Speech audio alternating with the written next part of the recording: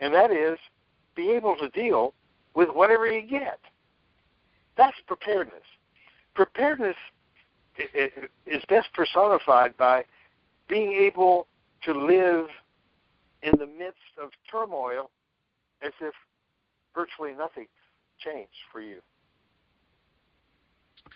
So when everybody else is falling apart at the seams, you're just kind of like, oh, you're not adding to it.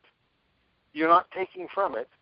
You're just going with the flow, that you're able to persist in doing what you've always done, within limits, of course. But if you can camp out within the walls of your home and you can draw on food that you like, my wife and I we're not going, I'm not moving out of a home that's worth a lot of money and paid for, I may say, because I've been wise in using my money, with enough food to feed a community that we put together, not the city, not the neighborhood, but our community. We got some brothers and sisters of the church. We got some friends, and we're like-minded. I hate that word, but we are. We agree. We've worked out an agreement, and we all live in a pretty rural area. I happen to live high on the side of a hill. It would take rain equal to Noah's day. It'd have to rise about 90 feet vertically and across a valley that's a mile and a half across. It takes a lot of acre-feet of water to rise like that. You'd have to have no outlet. Well, that ain't going to happen because it flows right to, there's a creek that's dry most of the time anyway. I mean, I figured it out as close as I could as a safe place to be. Oh, there are better places. I could be in Arkansas in the middle of up on top of a hill, 10,000 miles. Well, you can't. It's starting to get really crowded there. I wouldn't want to go in the hills of North Carolina. You know, one of the things about North Carolina is they have beautiful weather. There's moon shining every night. So I can say that as a Carolina boy. I can get away with that. But you have to live there to understand it. It's so easy to make things complicated. It's so easy to make it tough. What's really hard is to make something simple. I tried in my book to meet that rule of making the book simple. One step at a time, you can do it. I learned that this information I gave was to cure 3 M's. Misinformation, mistakes other people made, and misdirection by those who would have us do what they want us to do instead of us doing what we know to be right. That's really important to understand. Those 3 M's are important to me. It's about, again, nobody knows it all. I don't. But I've tried to put it into language that people can understand. And once someone realizes that they are able to handle their life by simple rules, it's a lot easier. It gives you some foundation. It gives you some backbone. You've heard the term Teotwaki, haven't you? The end of the world as we know it. Yep. Well, let me chat with you just a second about Teotwaki, or with the audience, because you may have heard me say this. Teotwaki means the end of the world as we know it. Well, you know, when my mother sent me off at 4 years, they didn't have kindergarten when I was growing up. You started out in the first grade, and you normally would start at 6. Well, my birthday comes in March. The cutoff was always the 1st of November. Here I am, March baby, but, you know, they don't. My mother's working in the fields. She's canning. She's cooking. We've got people working in the fields, and so she had to fix meals for them. They sent me off to school. I was just barely 5 years old. So I was 5.5 years old going into first grade. And I was a misfit. One, I'm hyper. You probably figured that out by now. And that hyperactivity was not recognized medically in those days. They just thought I was an enfant terrible. I was just a bad kid. Or as they said, what was the word? I was just, had no manners. and so I went to the second grade, and the teacher said, I can't handle it. After about 2 days, they put me up in the 3rd grade. Now I'm not only less than the 3rd grade age, I'm 1.5 years younger. I ended up finishing high school. I just barely got my license at 16. I mean, the other guys already discovered girls. I was just discovering how to drive. And so I've always been behind, but I had one thing going for me. I knew how to work. I worked in the fields. I met the cow. I did all that stuff. before I went to school. I mean, I'd go out in the morning with my granddad or my dad and do the work around the farm. I knew how to do that, and had some great experiences jumping out of the barn into a pile of hay and silly things like that kids do. I had some great experiences, and a lot of us did because I lived in a community of a bunch of kids who had who lived on farms all up and down the road. So I had a different experience growing up, and I try to remember that. So Kiatwaki, I went off to school. Boy, my whole world changed. And then they kicked me out of the class with the kids I was going to school with. That was the end of that world as I knew it. I'm in the third grade. I'm getting the fourth grade, and other kids are getting, they're starting to get growing into little girls and little boys, and I'm still just a baby. And I had a tough adjustment. But everywhere I went, when I went from grade school to junior high, I was changing classes every hour, getting to meet new people. Talk about changing your life.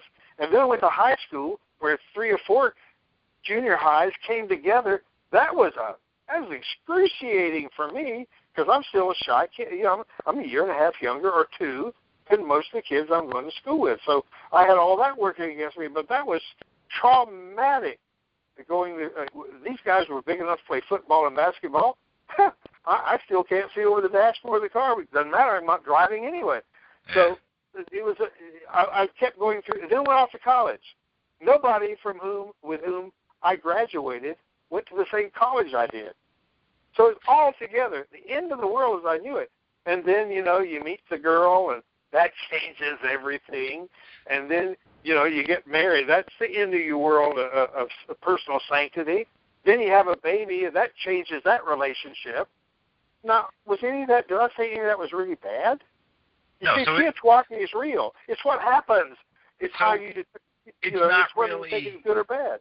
It's not really the end of the world. It's just the end of the world as you know. As we know it. Yeah. So there's constant change. There's constant change, and it's how you deal with that change. That's right. Is the deciding factor on how well your future is going to turn out, whether you live or die. If you want to manipulate somebody, you start telling them how bad it is. Everything is bad. It's not.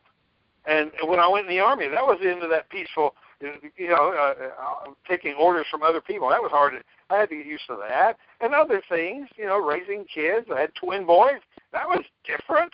That changed my world. We had 6 kids, and then we had to put them through college. And go through all the things I went through, with them. So you can imagine, life is constant change. It is, and that goes back to you talking about the psychology of it and the spirituality.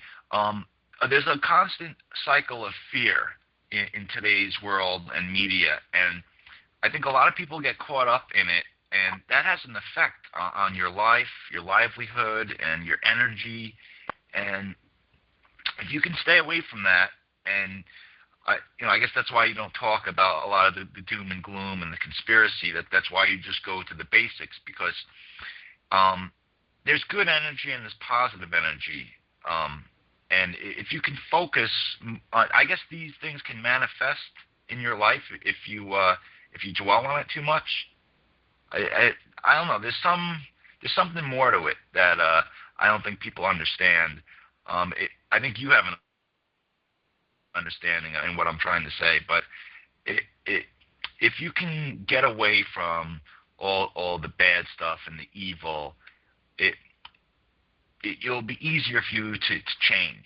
If you get caught up in the whole World War III, the world's coming to an end, maybe for you it will come to an end, because that's the manifestation that you're putting out into the world and in yourself. And if you could think more of the lines of the way you were explaining it, where it's just the end of the world as you know it, and that everything is a constant cycle of change, and evolution is about adapting and changing to your environment, and that's who survives. That's who's the next step of evolution, who gets to survive and go to the next level.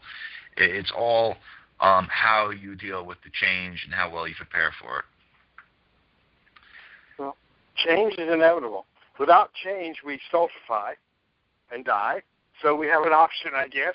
We can change and make it positive, or we can be changed upon, and that's negative. And I just want to urge people to know that even though I sound a little heretical, I'm really being very much balanced about the fact that things are happening all the time. It's how we interpret them. It's how we deal with them that makes us whom we are, and how we deal responsibly for and behalf of our family. And you know that when all of a sudden you have a wife and some children, it was a whole different world for you, wasn't it? Oh, yeah. Absolutely. And you made some positive decisions to do something about it. Yep. I moved out here. I decided to get away from the big cities. I got into prepping. I started taking things seriously.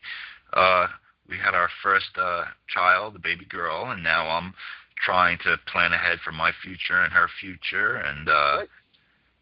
Fantastic. Yeah. So.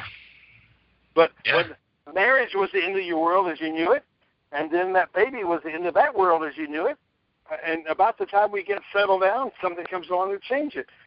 You can take that negatively, or you can take it positively. Yeah. They say the only constant in the universe is change. It's change, yeah. Yep. The moon keeps coming up, it keeps going down, it keeps moving. The sun keeps moving in its orbit. So now the basics can always be applied to when you're having to transition through change. Mm-hmm. Okay, I think that's what people have to bring out of this, and the core values is that there's always going to be change and trials and trials, but if you have the basics, if you have an understanding of the basics, you'll be able to get through. You'll be able to get through it, and I'm afraid that's all we have time for tonight. Well, thank you for having me on here. I appreciate it. Oh, it was my pleasure. It's not often I get to have a legend of the industry on my show. No, I'm not kidding. Really. Yeah. Bless your heart. I love it. Me and my wife, we're going to start going through your book chapter by chapter, and we're going to use the checklists, and we're going to get back to basics, man, because there's so much garbage out there, and you don't need all that, man. You just need the basics. Understand that the whole purpose of those detailed charts, is so that you feel comfortable knowing that it's been thought through, it's been tested, it's been tried by hundreds, if not thousands, if not 10,000s of people to find out that if you'll just take one step at a time, you can climb the mountain. And you can budget for it. You learn how to do that. It's not something I have to teach you. That's not my job. My job is to kind of walk you through the process. And it's been very successful in doing that, and I hope that you'll be able to use it for your personal life and events, and we'll be able to go from there and help other people, because it is a solution. It's not the only solution. You can do it without help. You can do it with help. It's always better if you go with somebody who's already had the dog team, kept the dog team up and running. Thank you. Thank you, Dr. Prepper. Thanks for having me. Appreciate it. Thank you. Once again, that's Dr. Prepper's Making the Best of the Basics, Family Preparedness Handbook by James Talmage Stevens. Check it out, definitely. Get a copy of it, and get the PDF version. His website is thevideo.com. Is that it? It's makingthebestofbasics.com, and there are combination packages, the book, and the download. It's instant. It's right there. You can go right to work on it immediately. It's in full color, and it has links internally and externally to the Internet. So it's a fantastic bargain. All the work is done for you. All you have to do is push the buttons. All right. Sounds good. And I will be adding the links to my website, disastersurvivalnetwork.com. And thank you once again to America and everyone listening. Have a good night, and be safe, and get prepared. I know. Thank you.